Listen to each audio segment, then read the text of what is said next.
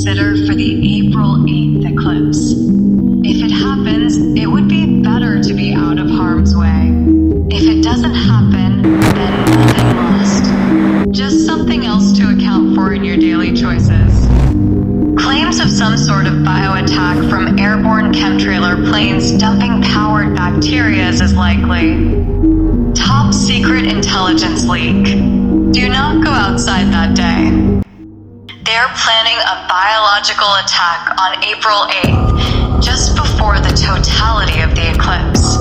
This is how it's going to go down. Planes will be delivering their payload at 3 intervals. First will be 2 hours before totality, 1 hour before totality, and final 130 minutes before totality. The planes will be deploying a dry powder, bacterial bioweapon. It will not be visible. You won't see it from the planes or the sky. It's meant to infect through aerosol delivery. The first 2 planes will be at standard altitude. The final plane will be at approximately 10,000 to 15,000 feet. The path of flight will begin from the northeast, and they will travel down the central path of totality heading west-southwest, keeping in pace with the totality of the eclipse.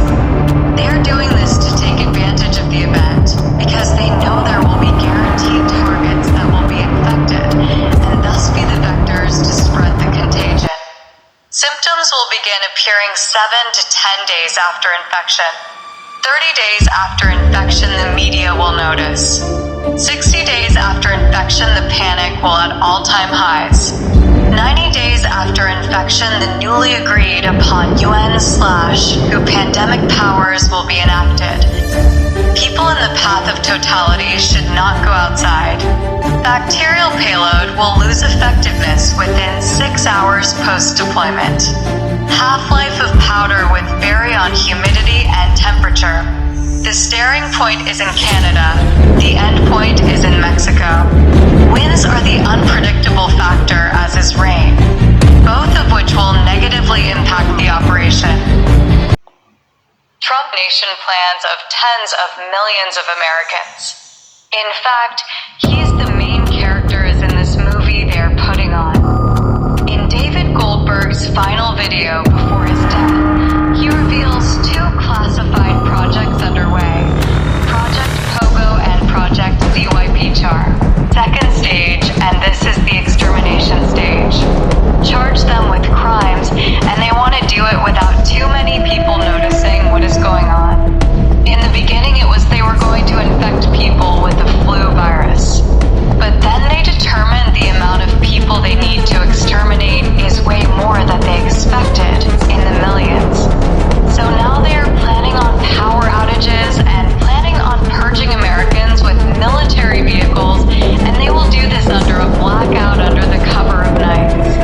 They plan on false flag on the electric grid and blame it on something else when this is part of Project ZYP-CHAR.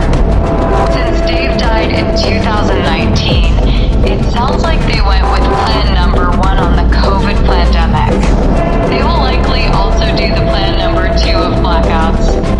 I'll indicate with the following. According to Dave Goldberg, Trump was introduced to all of this in 2014, and according to memos he has seen, Trump loved the plan. Somehow David says that Trump must declare himself king of Israel, and they don't know how yet, as of 2019. He is part of the process called the Endgame. All the perceived chaos has been planned.